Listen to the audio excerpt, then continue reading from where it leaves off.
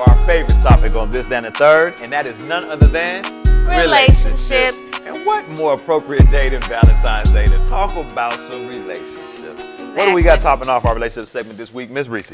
Okay, so dear DC. Hey, DC.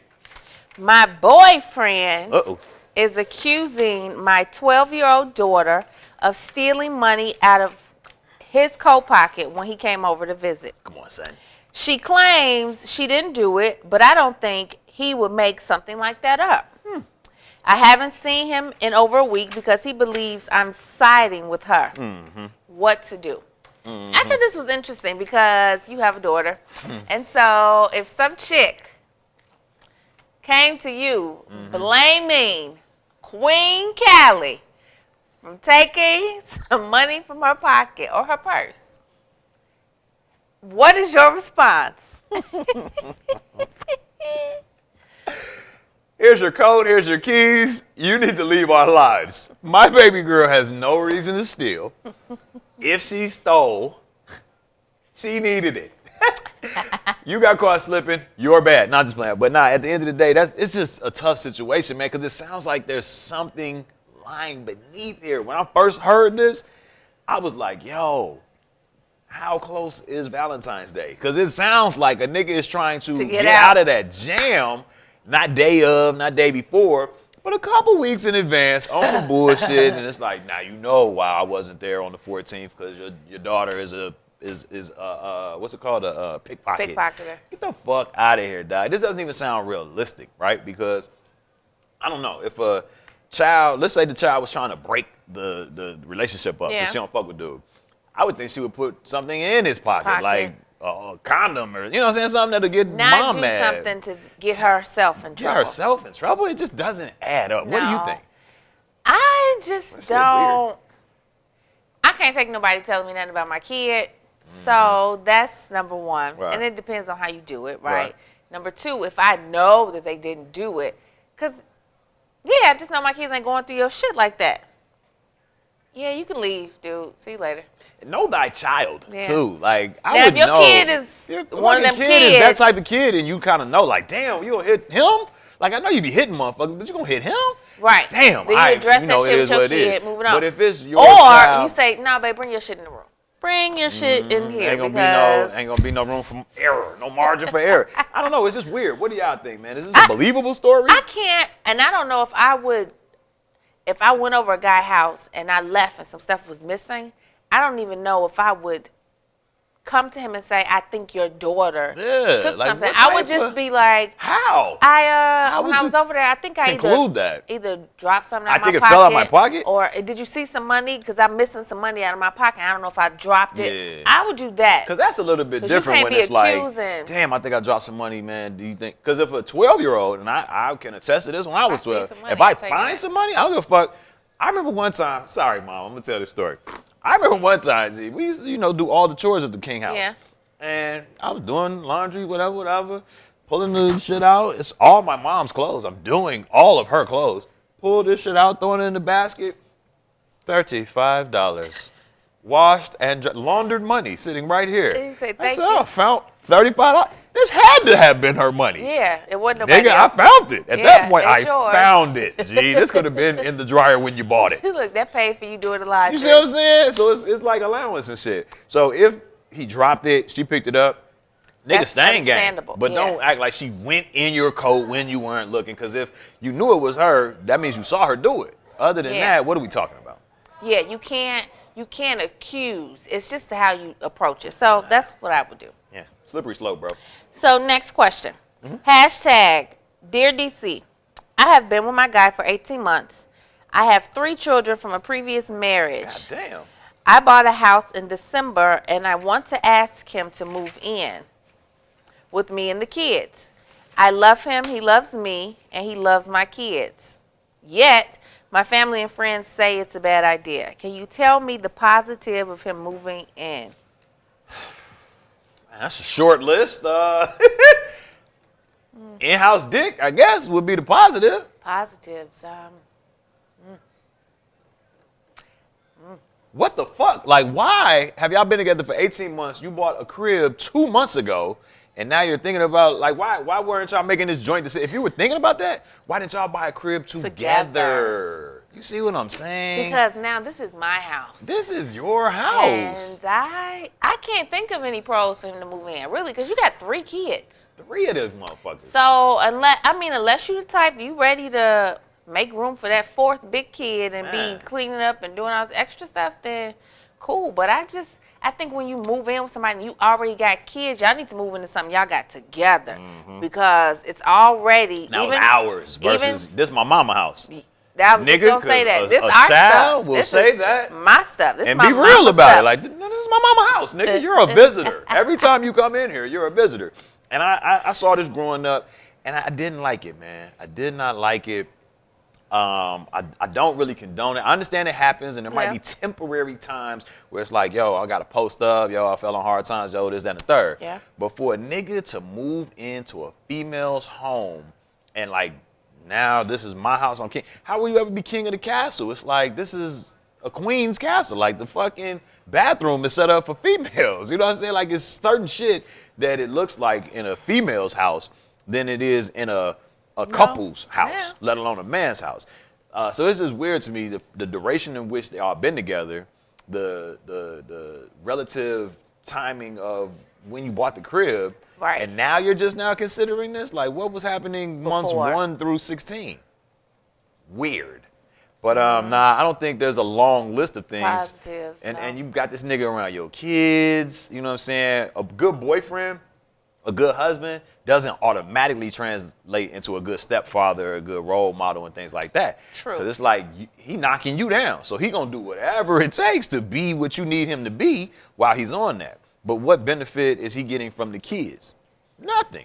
So his true colors might show. He might be a little less tolerant with them. He might be a little less kind to them, and having to come home to that shit, like they don't get no break from this nigga now. It's a headache. That could be tough. Ask your kids.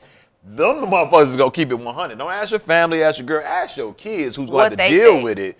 You know what I'm saying? They will be honest. They gonna be honest. Kids see the world for what it is. Adults see the world for who we are. You know what I'm saying? So ask your kids, depending on how young they are, and they gonna keep it funky with your ass. Like, nah, buddy ass can visit all day, every day, but he can't live here. What else we got in relationships? Hashtag Dear DC.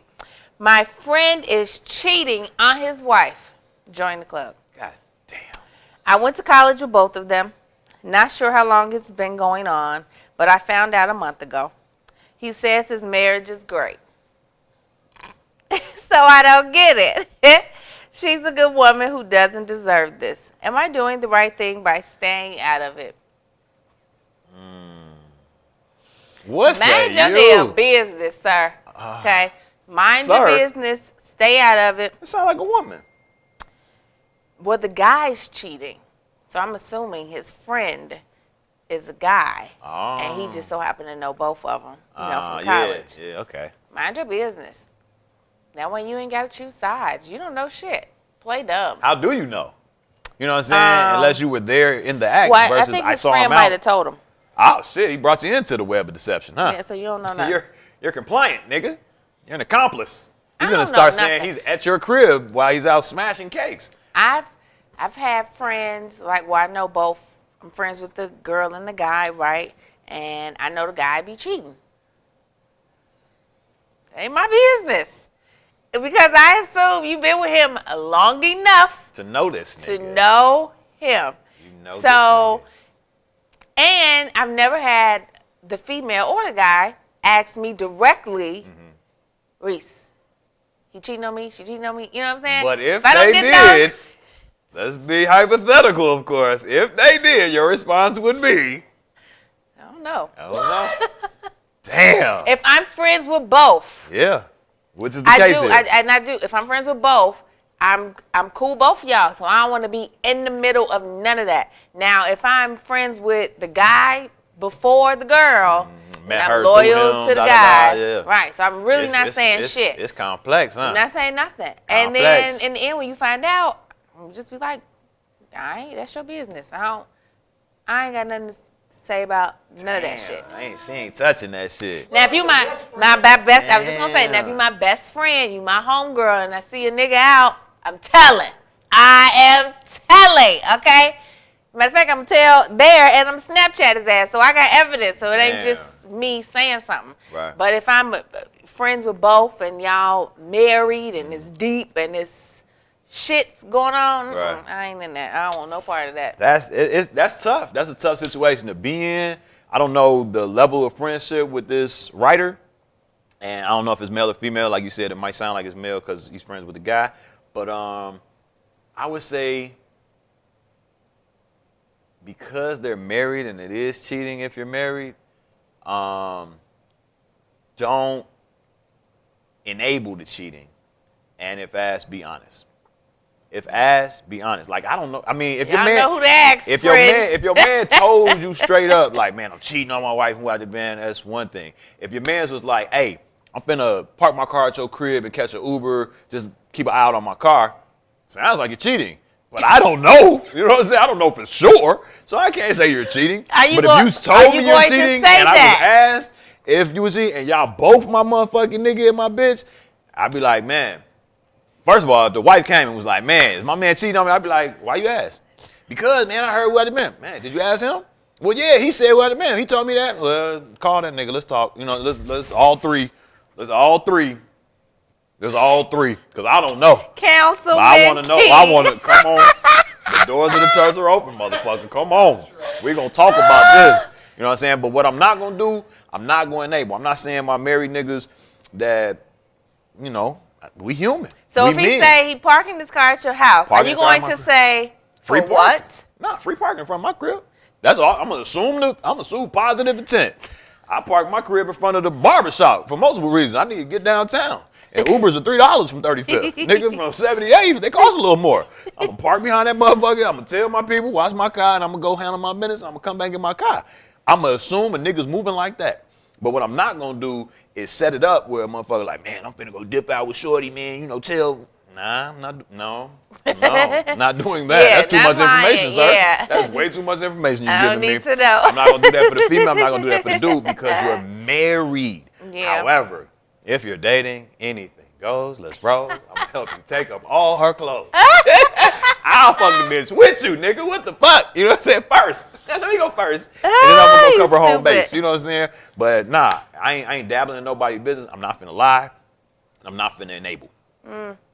Well, if you're married and you're friends with him, now you know. You're good. I'm gonna get the truth. You know, I ain't gonna say I saved marriages, but I have counseled several people off the ledge, niggas and bitches, that be like, yo, I'm done with this motherfucker. I'm like, no, you're not.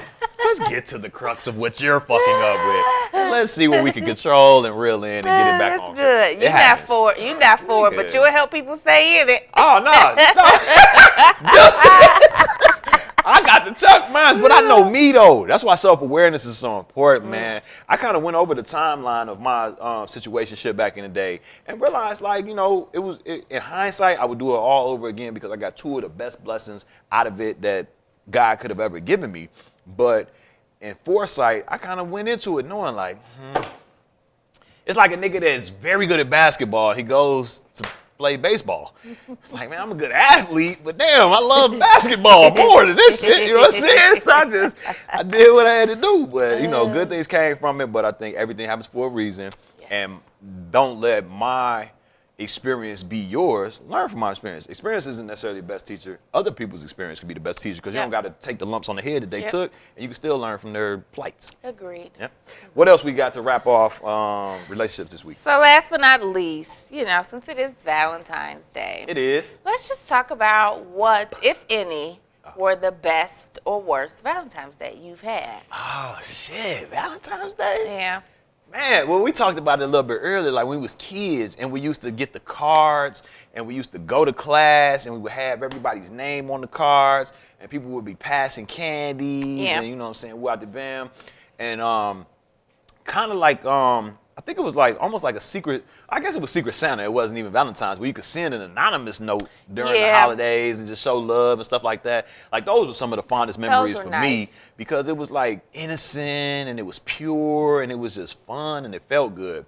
I feel like nowadays, like, it's a job. I want, like my man Jeremiah said, I want every day to be your birthday and every night's your Valentine's. So when we get to Valentine's Day, you're not really looking for something because, motherfucker, you already That's what I'm talking experiencing this shit as a lifestyle. Valentine's is a lifestyle. Every day. And we'll take, just in protest, we'll take the motherfucking 14th of February off. You know what I'm saying? Because what is one day of love in a miserable ass relationship? What the fuck is that gonna do? You know what I'm saying? So I'm not really big on that. I'm getting better at love. I'm being more intentional about love these days and shit like that. But still today, Callie is my Valentine because and you still didn't get that right 100%. The chips, the chips. I fucked up on the chips, man. And that's the thing. You can get everything right on Valentine's Day except that one thing. So it's like, man, you got the right gift. You did this, you did that, we got the bam, but you sent it to the crib. I wanted you to send it to the job so everybody could see it. It's like, damn, well, next year I got you. So I sent it to the job, but nigga, it didn't come at the right time. It came a day early. Right. I got my shit, and then the day of, everybody else's shit, my flowers are wilting. It's like, this is a lot of pressure, G. I'm not with that shit. I loved when it was just the teenage love affair, the young, innocent Valentine's Day experience. What about you? Yeah, I'm not with the shits no more. It's just it's all a like, headache. oh. It's a job. I would invent my own holiday. Since that's what we doing and shit, obviously now, I'll invent my own holiday and just, you know what I'm saying, celebrate that shit. Yeah. I think every day should be Valentine's Day. I believe every day should be Valentine's Day, man. Every day. If you could make your significant other make it feel like every day is their birthday and every night is Valentine's, I think you're on the right path. You're winning. Winning.com. All right. Well, I think that about wraps us up on this week's episode of This, That, and the Third. Literally. Thank y'all for tuning in and turning up with us. Be sure to tell a friend to check us out every Thursday live at 5 right here from Studio 2226 on Chicago's East Side. Shout out to my man Raouf, the Full Video Production Studios.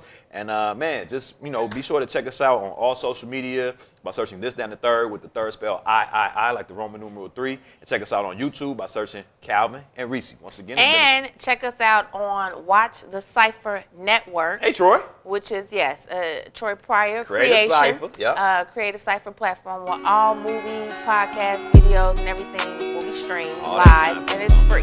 On the real, so y'all check us out anywhere you can catch us and tell a friend to do the same. All right, once again, it's been a pleasure serving as your host. It's your boy Calvin, the boy King, the third. My lovely co-host with the mostest, Miss Reese Peace, the one and only, and we are the undisputed king and queen of Chicago podcast. Check us out.